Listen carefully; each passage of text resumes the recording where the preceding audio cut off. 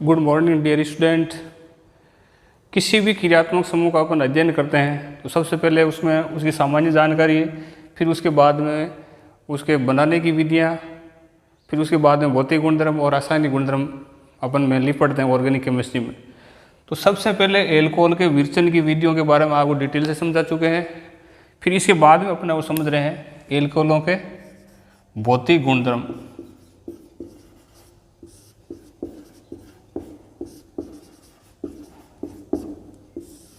या physical properties.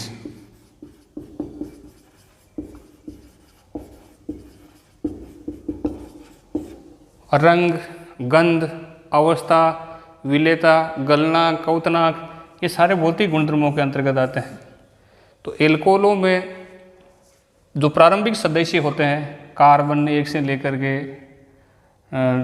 कम carbon वाले, जैसे C12 तक वाले या उससे कम वाले, वो आपके रंगहीन, तीक्ष्ण गंध वाले और द्रव अवस्था में पाए जाते हैं। C12 से उच्च कार्बन वाले जो एल्कोहल होते हैं वो मोम सदृश ठोस के रूप में होते हैं। तो इसमें बेसिक कंसेप्ट क्या है आपके गलनांक, क्वथनांक का। इसमें एक जैसे मान लीजिए आपके प्रारंभिक सदस्य है जिस पर कम कार्बन है, फिर ज़्यादा कार्बन होगा तो अणुओं की संख्या आपके ऐसे बढ़ती जाती है, तो उसमें अंतराण्विक आकर्षण बढ़ता जाता है। तो कम कार्बन वाला होगा, कई में गैस अवस्था में होता है, फिर ज़्यादा कार्बन की वैल्यू बढ़ जाती है, द्रव अवस्था में और ज़्यादा कार्बन की वैल्यू बढ़ती जाती है, तो वो ठोस अवस्था में परिवर्तित होता जाता है। यहाँ एल्कोहलों के संदर्भ में भौतिक गुणधर्मों में जो महत्वपूर्ण बात है वो आपको समझना है कि इनका जो क्वथनांक होता है, बॉइलिंग पॉइंट, बाकी जो अन्य समूहों से एल्कोहल है वो का जो क्वथनांक होता है, जैसे एल्केन या और भी जो अन्य एल्कीन, एल्काइन, उनसे उनका क्वथनांक है वो ज़्यादा होता है। तो एल्कोहलों का बाकी से ज़्यादा क्वथनांक होने का महत्वपूर्ण कारण है इसके अंतर्गत एक दुर्बल अंतराण्विक या अंतराण्विक हाइड्रोजन बॉन्ड पाया जाता है। यह हाइड्रोजन बंध के कारण से एल्कोहलों की का जो क्वथनांक होता है वो अन्य कार्बनिक यौगिकों से उच्च होता है, और यानी कि एक क्वथनांक और एक विलेयता, इन दो चीज़ों को आपके हाइड्रोजन बॉन्ड है वो प्रभावित करता है। कौन सा यौगिक आपके किस में विलयशील होगा, वो हाइड्रोजन बॉन्ड ऑर्गेनिक केमिस्ट्री में आपके महत्वपूर्ण है। सामान्यतः जो विलेयता की बात होती है उसमें एक सिद्धांत है, समान समान को बोलता है, लाइक डिजोल्व लाइक, यानी कि जो ध्रुवीय यौगिक होगा वो ध्रुवीय विलायकों में, और अध्रुवीय जो यौगिक होगा वो अध्रुवीय विलायकों में घुलनशील होते हैं। ज़्यादातर जो कार्बनिक यौगिक होते हैं वो अध्रुवीय होते हैं,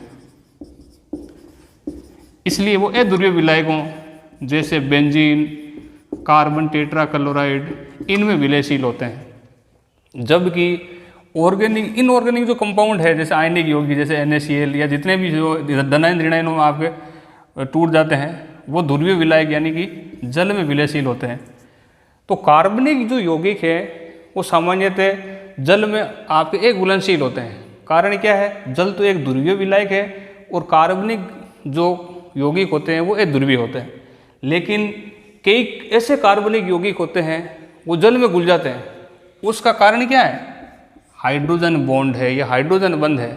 जैसे आपके कई बार पूछते हैं कि चीनी पानी में क्यों घुल जाती है, तो चीनी एक कार्बनिक यौगिक वो हाइड्रोजन बॉन्ड बना लेती है जल के साथ में, इसलिए घुलनशील हो जाती है।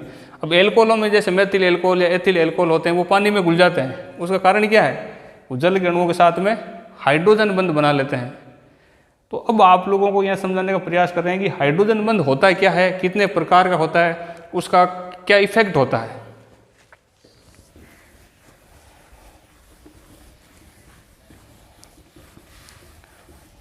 हाइड्रोजन बंध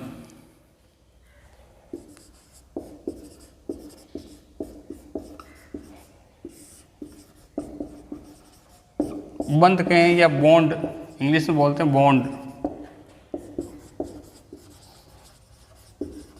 हाइड्रोजन बॉन्ड। अब कोई भी यौगिक होता है वो ये बंध क्या होता है, थोड़ा सा बेसिक जानकारी भी आपको दें। रासायनिक बंध या केमिकल बॉन्ड, कोई भी जो परमाणु होता है वो अकेला नहीं रहता, उसका अस्तित्व नहीं होता है। लुईस कोसेल की अष्टक अवधारणा के अनुसार वो अपना अष्टक पूरा करता है, या तो वो इलेक्ट्रॉनों का आदान प्रदान के द्वारा या इलेक्ट्रॉनों के साझे के द्वारा। वो रासायनिक बंध, आपके रासायनिक बंधों को वैसे दो कैटेगरी में बांटते हैं। एक तो होता है प्रबल बंध,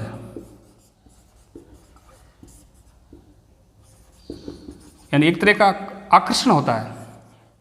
प्रबल आकर्षण होगा तो वो प्रबल रासायनिक बंध होगा, और एक होता है दुर्बल। तो जो प्रबल बंध होते हैं वो प्रबल बंधों के अंतर्गत ये आते हैं, आयनिक बंध है, सहसंयोजक बंध है, धात्विक बंध है, वो प्रबल बंधों के अंतर्गत आते हैं। एक तो होते हैं दुर्बल, जिसके अंतर्गत इंटरेक्शन होता है वो वीक होता है, जैसे वंडरवाल इंटरेक्शन है, वो भी 3-4 प्रकार के होते हैं, वो अपन पहले चर्चा कर चुके थे। एक हाइड्रोजन बंध होता है, वो भी आप क्या होता है, एक दुर्बल अंत्य आणविक या दो अणुओं के बीच का आपका आकर्षण है, अंतर आणविक का आपका आकर्षण होता है। तो हाइड्रोजन बंध है क्या, उसकी परिभाषा क्या, डेफिनेशन क्या है, वो आपको समझा रहा हूं। तो हाइड्रोजन बॉन्ड है वो, यदि हाइड्रोजन परमाणु, आपको पूरी परिभाषा आपको समझनी है, यदि हाइड्रोजन परमाणु दो ऋण विद्युतीय परमाणु के बीच में हो, इधर भी आ गए ऋण विद्युतीय परमाणु, दूसरी साइड में भी क्या हो, ऋण विद्युतीय परमाणु, यानी हाइड्रोजन का परमाणु यदि दो ऋण विद्युतीय परमाणुओं के बीच में उपस्थित हो, तो एक के साथ में तो हाइड्रोजन है वो सहसंयोजक बंध से जुड़ा हुआ हो, तो दूसरे ऋण विद्युतीय के साथ में हाइड्रोजन एक दुर्बल अंत्य आणविक आकर्षण बंध से आपके जुड़ता है, उसको दुर्बल अंतर आणविक आकर्षण को ही हाइड्रोजन बंध कहते हैं। तो इसकी परिभाषा आपके समझ में ये आना चाहिए कि यदि हाइड्रोजन है वो दो ऋण विद्युतीय, अब ऋण विद्युतीय क्या होता है, ऐसा परमाणु जिसकी विद्युत ऋणता आपके ज़्यादा हो, आवर्त सारणी के अंतर्गत पीरियोडिक गुणों के अंतर्गत आप आवर्त में बाएं से दाएं जाते, इधर विद्युत ऋणता बढ़ती है, इधर विद्युत ऋणता आपकी घटती है। तो इस साइड वाले जो है, जैसे पी ब्लॉक एलिमेंट है वो ऋण विद्युतीय परमाणु होता है, एस ब्लॉक वाले धन विद्युतीय परमाणु होते हैं। तो ऋण विद्युतीय परमाणु के बीच में हाइड्रोजन है वो उपस्थित होना चाहिए। तो एक ऋण विद्युतीय के साथ में हाइड्रोजन बॉन्ड आपको बनाता है, एक के साथ में सहसंयोजक बंध बनाता है। तो हाइड्रोजन बंध की परिभाषा क्या होगी, इसमें रटने की कहीं जरूरत नहीं है। यदि हाइड्रोजन परमाणु दो ऋण विद्युतीय परमाणुओं के मध्य उपस्थित हो, तो एक के साथ में सहसंयोजक बंध के साथ जुड़ा रहता है, और दूसरे के साथ में जिस दुर्बल अंतर आणविक आकर्षण से जुड़ा रहता है उसको हाइड्रोजन बंध कहते हैं। हाइड्रोजन बंध दो प्रकार के होते हैं, मेनली हाइड्रोजन बॉन्ड है वो दो प्रकार के होते हैं। एक धन विद्युत, तो हाइड्रोजन बॉन्ड होते हैं वो आपके दो प्रकार के होते हैं। Hydrogen bond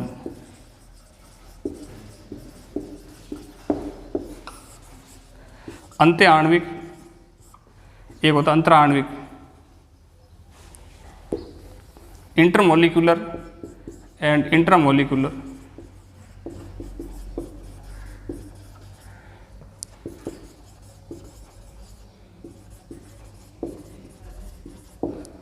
and second intramolecular.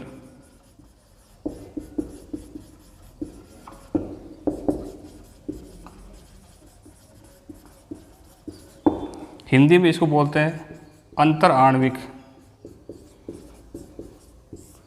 Hydrogen बंध।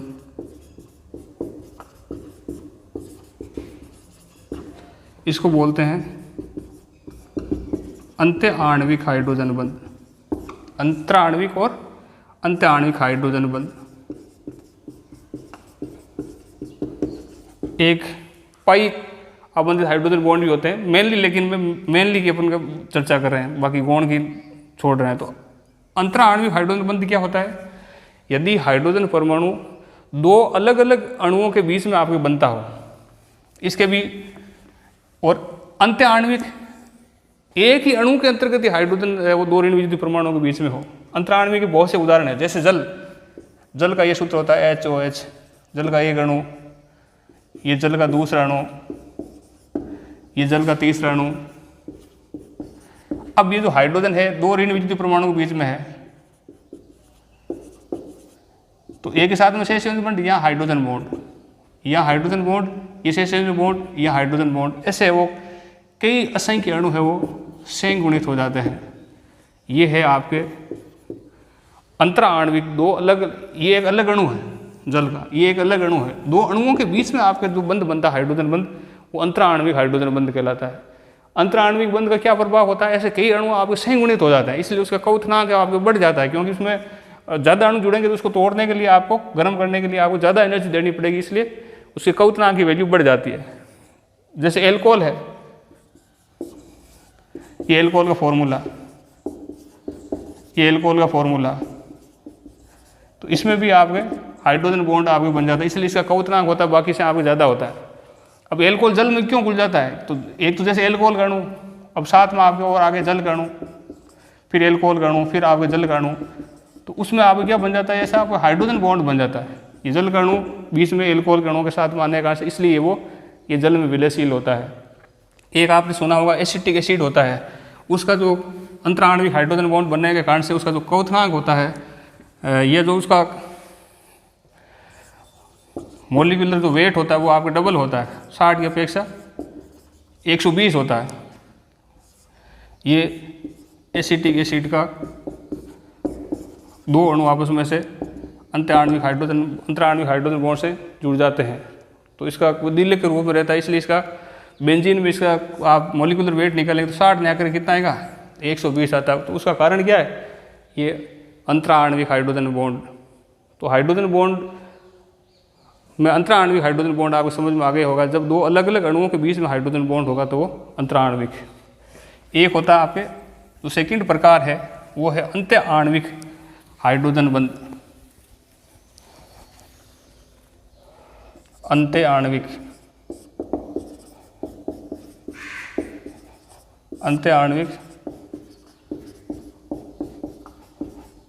हाइड्रोजन बंध। जब हाइड्रोजन बंध एक ही अणु के अंतर्गत ही आपके बनता हो, जैसे इनऑर्गेनिक कंपाउंड में जैसे क्लोरल हाइड्रेट होता है, CCl Cl CH OH, तो क्लोरल हाइड्रेट में ये कई बार इंटरव्यू की परीक्षा में पूछते हैं कि ऐसा कोई कार्बनिक यौगिक बता सकते हो जिसमें 2 OH समूह होते हैं, वो भी आप स्थायी होता है, तो ये क्लोरल हाइड्रेट होता है जिसमें एक ही कार्बन पर 2 OH है लेकिन वो स्थायी। उसका कारण क्या है, ये इसमें हाइड्रोजन बॉन्ड बन जाता है। तो ये तो क्लोरल हाइड्रेट। ऑर्गेनिक कंपाउंड में बहुत से उदाहरण है कार्बनिक यौगिकों में, जैसे और तो नाइट्रोफिनोल, ये फिनोल का अणु का फॉर्मूला है OH, बेंजीन वाले से जुड़ा होता है तो वो फिनोल। और तो क्लोरोफिनोल, यहाँ आपको Cl जुड़ा हुआ होगा, तो एक ही अणु है और उसमें हाइड्रोजन बॉन्ड आपको बनता है, वो एक ही अणु के अंतर्गत बनता है, वो बोलता है, उसको बोलते हैं अंत्य आणविक हाइड्रोजन बंध। इसका उदाहरण क्या हो गया, और तो क्लोरोफिनोल,